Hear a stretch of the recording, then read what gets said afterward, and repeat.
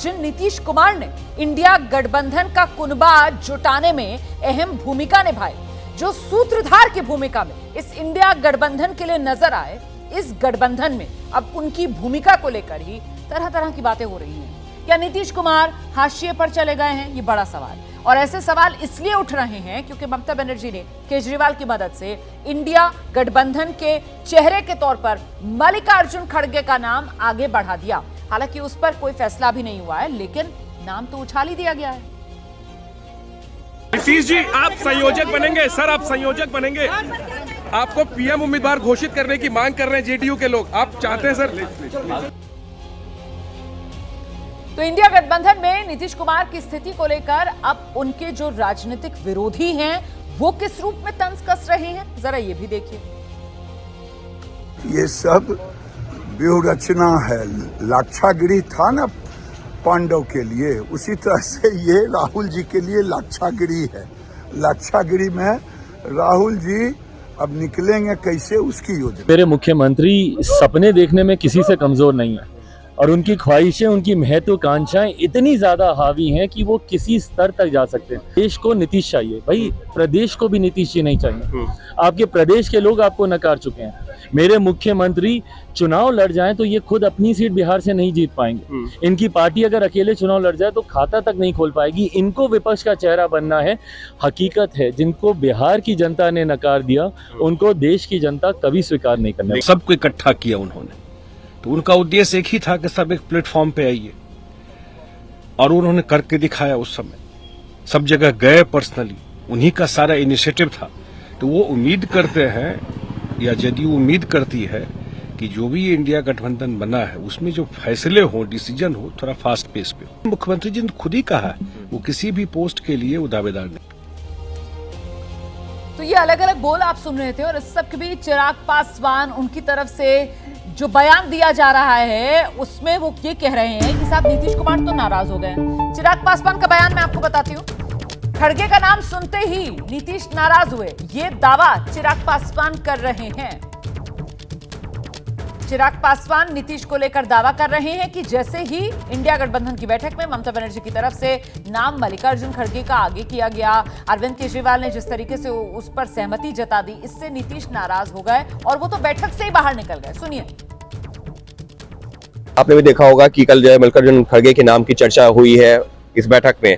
अब क्या कहेंगे कि चेहरा जो लगातार आप लोगों की तरफ से कहा जा रहा था, सत्ता पक्ष की तरफ से, कि चेहरा कौन होगा? खड़गे हो सकते हैं? भाई नाम पे क्यों नहीं हो सकते, होना भी चाहिए, पर नाम पे चर्चा होते ही जिस तरीके से मेरे मुख्यमंत्री की नाराजगी की खबरें सामने आई, और ये बहुत स्वाभाविक है, और मैं पूर्णतः मानता हूं कि मेरे मुख्यमंत्री खड़गे जी का नाम सुनकर तो जरूर नाराज हुए होंगे, क्योंकि मेरे मुख्यमंत्री की अनुसूचित जाति विरोधी सोच एक लंबे समय से रही है, जिसका प्रमुखता से जिक्र हमारे प्रधानमंत्री जी ने अभी विभिन्न राज्यों में हुए चुनाव के दौरान भी किया कि किस तरीके से मेरे नेता को उन्होंने अपमानित करने का काम किया, किस तरीके से पूर्व मुख्यमंत्री जीतन राम मांझी जी को विधानसभा में उन्होंने अपशब्द बोलने का उन्होंने काम किया, क्योंकि मुख्यमंत्री को कि ये दलित विरोधी सोच, उनकी ये मानसिकता कि कोई अनुसूचित जाति से आने वाला व्यक्ति आगे ना बढ़ जाए, इसीलिए कल जैसे ही खड़गे जी का नाम सामने आया होगा तो मेरे मुख्यमंत्री पूरी तरीके से तिलमिलाए होंगे, और इसीलिए बैठक को छोड़कर आने की जो खबरें उनके सामने आ रही हैं वो पूर्णतः सही है। वो अपने से आगे किसी को बढ़ता हुआ देख ही नहीं सकते। वो चाहते थे कि वो संयोजक बने, वो चाहते थे कि वो प्रधानमंत्री पद के दावेदार बने। अब जब उनके नाम की चर्चा तक नहीं हो रही है, तो जब बिहार की जनता का विश्वास आपके ऊपर नहीं है,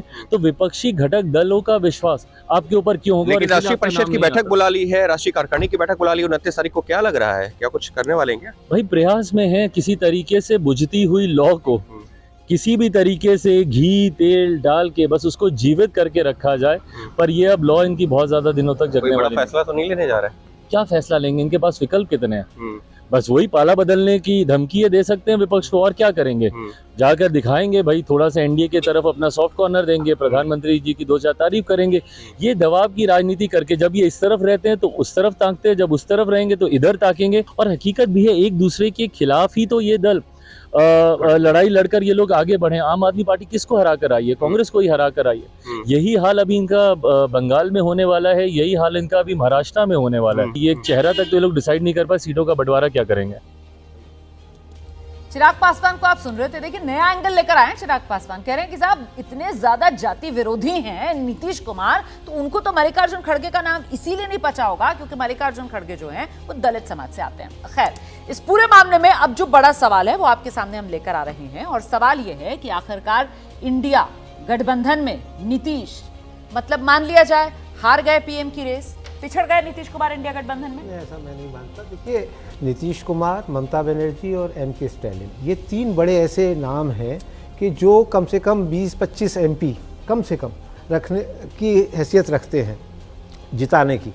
और आपको ये नहीं भूलना चाहिए कि देवेगौड़ा जब प्रधानमंत्री बने 1996 में तो 17 एमपी भी नहीं थे उनके साथ, लेकिन कंसेंसस के कैंडिडेट वो बन गए, जबकि मुलायम सिंह भी थे, लालू भी थे, चंद्रबाबू नायडू भी थे, मुपनार भी थे, इतनी लंबी फहरिस्त थी। तो ये बहस बेमानी है। अभी कंसल्टेशन 20-25 की बात कर रहे हो, ये जब बीजेपी के साथ लड़ते थे 17-17 वाला फॉर्मूला था इनका, 20-25 का, ये तो 20 पर तो लड़ते भी नहीं थे। नहीं, मैं कह रहा हूँ 40 सीटें, 16-17 पे मैं सर अपनी थे। बात पूरी कर 17-17 लूं। सर। तो उसमें ये है कि ये अभी जब पहले तो ये तय होना चाहिए कि 545 में से 250 सीटें कांग्रेस लड़े और 250 विपक्ष, और उसमें जिसके ज्यादा आएंगे नेचुरली उसका दावा बनेगा सरकार बनाने का, प्रधानमंत्री पद की, और तब ये तय होगा कि कौन प्रधानमंत्री बने। अभी तो इनको अपना सीट एडजस्टमेंट की बात करनी चाहिए। अगर वो नहीं होता है तो कुछ भी, फिर तो खेल खत्म। लेकिन फिलहाल जो गठबंधन है इंडिया गठबंधन, उसमें क्या लग रहा है? केसी त्यागी को भी हम सुन रहे थे, अभी जो समीकरण बन रहे हैं उसमें जहां से शुरुआत नीतीश कुमार ने की थी और आज जिस जगह वो खड़े हुए नजर आ रहे हैं, तो ऐसा लग रहा है वो एक कहावत है ना कि दूध में से मक्खी की तरह निकाल कर फेंक देना, वो क्या यहाँ पर नीतीश कुमार पर लागू हो रही है? क्योंकि केसी त्यागी साहब कह रहे थे कि साहब ममता बनर्जी हो गए, केसीआर हो गए, अरविंद केजरीवाल हो गए, लोग तो सब तीसरे मोर्चे के चक्कर में थे, लाए सबको साथ नीतीश कुमार। लोगों ने यहाँ पे जो बैठे हैं वो यूएफ वाला सब एक्सपेरिमेंटेशन देखा है, तो उसके मैं एक बात बिल्कुल स्पष्टता कह दूं, अगर क्लैरिटी पहले से नहीं होती है तो कोई भी कहीं से भी उभर सकता है। तो अगर कोई ऐसी क्लैरिटी, मैंने बार बार कह रहा हूं कि व्यक्ति, कन्वीनर, कॉम्पोजिशन की नहीं हो पाती है, तो कोई भी कहीं से भी किसी भी पद का दावेदार बनकर निकल सकता है। यही इस तरह की सियासत की खासियत रही है भारतीय राजनीति में। रामकृपाल जी, अभी नीतीश कुमार और उनकी हैसियत इंडिया गठबंधन में कुछ नहीं है, कुछ नहीं है। बिल्कुल जिस तरह से सारी चीजें चल रही, देखिए एक तो तथ्य होता है कि नीतीश को नाराज नहीं करना चाहिए था। मेरा ही कहना है कि ये सब जान रहे हैं बहुत पहले से कि अगर कोई मोदी को इस समय कोई मुकाबला करे, कोई अल्टरनेट दे सकती है, तो वो कांग्रेस की छतरी के नीचे ही बाकी रीजनल पार्टियां खड़ी होंगी, वही हो सकता है। और कांग्रेस में ऑब्वियस है कि इस समय खड़गे जो उसके अध्यक्ष हैं, एक बड़ा चेहरा है, दलित होने के नाते उनका ये बहुत पहले से कहा जा रहा था। लेकिन इसी बात को अगर नीतीश जी की सहमति से एक तरीके से कांग्रेस पार्टी पर छोड़ा जाता कि हमारी ये राय है, आप नेता चुनिए, इंस्टेड अब तो ये लग रहा है जैसे ममता बनर्जी ने कांग्रेस में नेता चुन दिया। तो सवाल इस बात का है कि आप सही जगह चल रहे हैं, लेकिन गलत तरीके से जा रहे हैं, तो और उसके नाते बहुत लोग एनॉयड हो रहे हैं। आप बड़ी बात कह रहे हैं, मुझे लगता है अक्कू जी को आना चाहिए। तो यहाँ पर क्या ऐसा लगता है कि ममता बनर्जी जो हैं, वो नीतीश कुमार जिनके नाम को लेकर चर्चा चल रही थी, उनको उनकी जगह दिखाने के लिए मल्लिकार्जुन खड़गे का नाम उछाल रही हैं, और इस तरीके का दाव चल रही हैं कि अब तस्वीर यह बन रही है कि नीतीश तो खाली हाथ रह गए साहब। बिल्कुल, ये दांव ही है। ममता ने दांव चला, ये इसका बहुत सीधा था उदाहरण है, क्योंकि एक दिन पहले तक वो किसी का नाम नहीं ले रही थी, किसी की बात नहीं कर रही थी, और दूसरे दिन अचानक खड़गे का नाम लिया। ये तो गनीमत हुई कि खड़गे साहब ने दूसरे दिन ही, बल्कि क्या 2 घंटे बाद ही उसको क्लियर कर दिया कि भाई मैं तो नहीं हूँ, पहले एमपी ले आओ फिर पीएम कर लेंगे हम। तो ये गनीमत की बात हुई। लेकिन ये इसका मतलब ये हुआ कि कहीं ना कहीं एक दूसरे को मात देने की, शहमात देने का खेल चल रहा है, जिससे अभी आपस में ही लोग फंसे हुए हैं। इससे समझना चाहिए आपको कि आखिरकार इंडिया गठबंधन में मतलब कितना फिर तालमेल है। अगर डायनामिक्स पूरी गठबंधन की ये है कि किस तरीके से जो गठबंधन में साथी हैं उन्हीं को उनकी हैसियत दिखाने के लिए इस तरीके के दावपेच आगे किए जाएं। देखिए, कांग्रेस के भीतर एक मंथन चल रहा है, और मंथन ये है कि उत्तर प्रदेश में किसी तरीके से बीएसपी, बहुजन समाज पार्टी, मायावती की पार्टी को इंडिया गठबंधन में शामिल करा लिया जाए। यूपी में कांग्रेस की पार्टी के कुछ नेताओं ने यहां तक कह दिया कि अगर बीएसपी को गठबंधन में शामिल नहीं किया गया तो फिर उत्तर प्रदेश में बीजेपी को हराना मुश्किल होगा। हालांकि मायावती इंडिया अलायंस से दूरी बनाकर चल रही हैं। देखिए, हमने तो पहले से ही इस सो कॉल्ड इंडिया गठबंधन में है ही नहीं जी। और क्योंकि विपक्ष में सबसे बड़ी पार्टी कांग्रेस है और कांग्रेस की जिम्मेदारी बैठती है चीज़ों को सही ढंग से संभाल के रखें। हमारे तो ये 7 विधायक तो डाका डाल के मध्य प्रदेश में ले गए, 6 डाका डाल के राजस्थान में ले गए, 3 उत्तराखंड में ले गए, तो हम तो उसमें है ही नहीं। हम अलग चुनाव लड़े हैं। अभी गठबंधन किसके लिए हो रहा है? चुनावों के लिए। जैसे ही चुनाव है सब बिखर गए, तो चुनाव से पहले सब ऑटोमेटिक लगता है सब बिखर जाएंगे, मुझे कुछ लगता नहीं। बीएसपी के सांसद मलूक नगर को आप सुन रहे थे, लेकिन फिर भी सवाल ये बड़ा हो जाता है कि आखिरकार कांग्रेस के भीतर से ये जो बात कही जा रही है ना, कांग्रेस को बीएसपी की जरूरत महसूस क्यों हो रही है? यूपी में हाथ को क्यों चाहिए हाथी का साथ? देखिए, वैसे तो मायावती की स्थिति क्या है सब लोग जानते हैं, तो मायावती कोई अपने शबाब पे तो है नहीं। मायावती का downfall is the rise of the BJP in backward Hinduisation politics of UP. एक पॉइंट जरूर कांग्रेस का मुझे यहाँ पर कन्विंसिंग लगता है। कांग्रेस की खुद वहाँ 35-40 साल से हालत खस्ता है कि आप अगर तीनों को एक साथ लाकर एक कॉम्पोजिशन यूपी के लिहाज से दिखाएं, तीनों मतलब कांग्रेस, समाजवादी पार्टी और आरएलडी तो है ही साथ। जी, तो तब आप एक पोटेंट ऑपोजिशन के तौर पर नजर आ सकते हैं उत्तर प्रदेश में, जो कि आप 2014 से कतई भी नहीं नजर आए हैं। तो ये एक संभावना पर कांग्रेस खेल रही है, लेकिन मुझे नहीं लगता कि उसमें एक स्तर के बाद बहुत ज्यादा इंटरेस्ट मायावती दिखाएंगी। ठीक, आई देखिए, मायावती की स्ट्रेंथ क्या है ये समझने के लिए आपको आजमगढ़ सीट को समझना पड़ेगा। जी। आजमगढ़ सीट में पिछले इलेक्शन में 2019 के अखिलेश जी वहां से एमपी बने।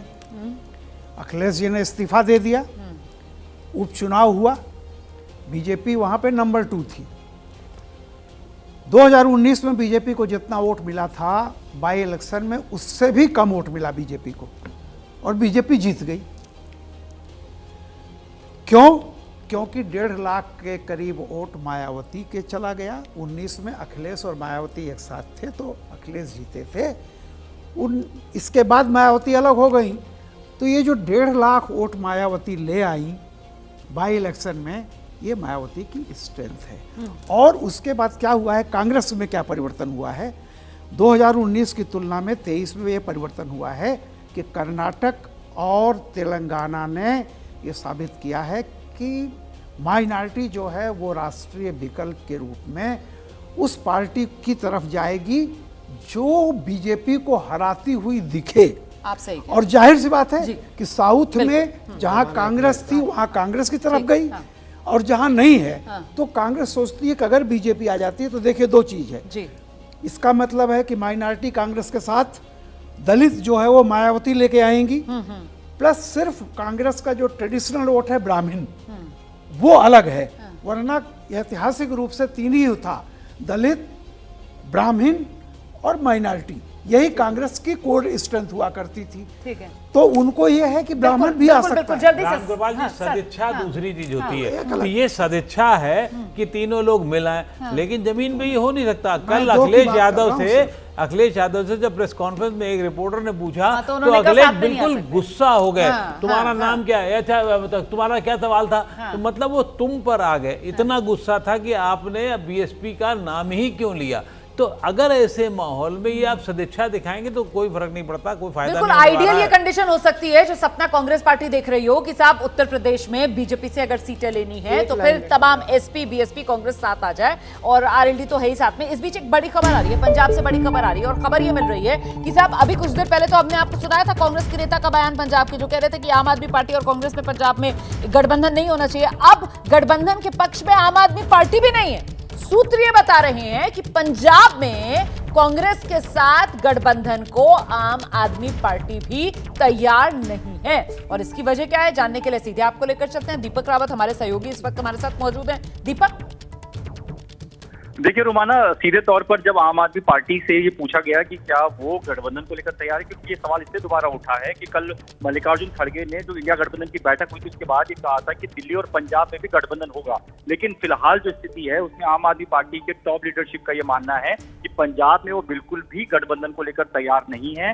दिल्ली में हालांकि उनका ये कहना है कि दरवाजे खुले हुए हैं। दिल्ली में उन्हें लगता है कि गठबंधन के साथ चुनाव लड़ेंगे तो शायद इसको इंडिया अलायंस को फायदा मिले, लेकिन पंजाब में अपनी स्थिति को आम आदमी पार्टी काफी मजबूत समझ रही है क्योंकि वहां पर सरकार है और अभी जो हाल ही में बाईपोल इलेक्शन हुआ था जालंधर में, उसमें भी जीत हासिल हुई थी। तो ऐसे में अब वही सवाल आ जाता है ना कि भाई छोटे मन से कोई बड़ा नहीं होता, और यहाँ कोई बड़ा मन दिखाने को नजर दिख नहीं रहा है। फिलहाल बड़ा दिल दिखाता हुआ कोई नजर नहीं आ रहा है। जिसको जहां अपने लिए गुंजाइश नजर आ रही है वो वहां पर दूसरे दल के लिए, भले गठबंधन का साथी हो, अपनी जगह छोड़ने को तैयार नहीं। और इस बीच एक और बड़ी खबर इस वक्त की आपको बता देते हैं। संसद की सुरक्षा में जो सेंध का मामला है उसी को लेकर इस वक्त यूथ कांग्रेस की तरफ से प्रदर्शन किया जा रहा है। तस्वीरें भी आपको दिखाते हैं। यूथ कांग्रेस सड़क पर उतर आई है और देखिए किस तरीके से सरकार के खिलाफ यूथ कांग्रेस का ये प्रदर्शन।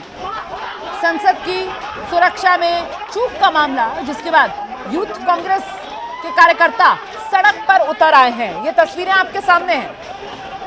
ये कहां की तस्वीरें हैं आपको बताएंगे। आगे बढ़ने से फिलहाल रोका जा रहा है। वहां पर पुलिस की तरफ से बैरिकेडिंग भी है। हम सीधे आपको लेकर चलते हैं। मेरे साथ मेरे सहयोगी वरुण जैन इस वक्त मौजूद है। वरुण, कहां पर ये प्रदर्शन हो रहा है? कहां जाने की मंशा यूथ कांग्रेस के इन कार्यकर्ताओं की जिनको रोक रही है पुलिस? देखिए, संसद की सुरक्षा के साथ साथ बेरोजगारी, महंगाई और जो रोजगार है, ये सभी मुद्दों को लेकर यूथ कांग्रेस को आज संसद का घेराव करना है। आपको बता दूं, यूथ कांग्रेस के रायसीना स्थित दफ्तर से महज चंद कदमों की दूरी पर जंतर मंतर रोड पर फिलहाल ये प्रदर्शन चल रहा है। अभी संसद की तरफ कूच नहीं किया गया है, लेकिन जितने भी यूथ कांग्रेस के नेता हैं वो यहाँ पर अपने भाषण दे रहे हैं। लेकिन अगर आप कैमरे की नजर से यहाँ पर देखेंगे तो यूथ कांग्रेस के दफ्तर के बाहर भारी संख्या में जो कार्यकर्ता है कांग्रेस के, वो यहाँ पर पहुंचे हुए हैं। पुलिस ने यहाँ पर खासी बैरिकेडिंग का इंतजाम किया है, क्योंकि वरुण जैन हमारे सहयोगी बता रहे हैं किस तरीके से यूथ कांग्रेस के कार्यकर्ता जुटे हुए हैं यहाँ पर उनका प्रदर्शन और संसद की तरफ कूच करने की वो तैयारी में। हालांकि पुलिस की तरफ से इंतजाम सुरक्षा के चाक चौबंद किए गए हैं। तो मामला पूरी तरीके से गर्माता हुआ सियासी तौर पर संसद से लेकर सड़क तक। एक तरफ संसद जहां पर अब तक इसी विपक्ष के विरोध प्रदर्शन को लेकर 141 सांसद हैं जिनको निलंबित किया गया है, और वहीं दूसरी तरफ विपक्ष और यूथ कांग्रेस के कार्यकर्ता जो सड़क पर उतरे हुए हैं संसद की तरफ कूच करने की तैयारी में। और ऐसे में देश के पॉलिटिकल शोबे जिस मुद्दे को लेकर हम चर्चा कर रहे थे वो सवाल उत्तर प्रदेश की राजनीति, जहां पर कांग्रेस इस चक्कर में कि किसी तरीके से हाथ को हाथी का साथ मिल जाए। और कुछ कहना चाह रहे थे आप? कह रहा था कि मायावती को राइट ऑफ नहीं करना चाहिए। 10 एमपी हैं आज लोकसभा में मायावती के, समाजवादी पार्टी के सिर्फ 5 एमपी हैं। तो जहां 80 सदस्यों में से 10 सीटें हो और उसका 20-22% वोट वो हमेशा रहता है, चाहे कोई लहर हो कोई हवा हो। और उसके बाद अगर ये कहे कि साहब इसको मायावती खत्म हो गई या मायावती का आधार नहीं है, ये कहना वही ज्यादती होगी। और कोई भी राजनीति उत्तर प्रदेश में बिना मायावती को इग्नोर करके नहीं हो सकती। नहीं, इग्नोर करके तो बिल्कुल नहीं हो सकती है, इस बात में तो सभी सहमत है। लेकिन सवाल ये कि क्या वो इंडिया गठबंधन में आएंगी जो कांग्रेस चाह रही है, और क्या समाजवादी पार्टी को ये मंजूर होगा, ये बड़ा सवाल है। फिलहाल बहुत बहुत धन्यवाद आप सभी का हमारे साथ आज के शो में जुड़ने के लिए।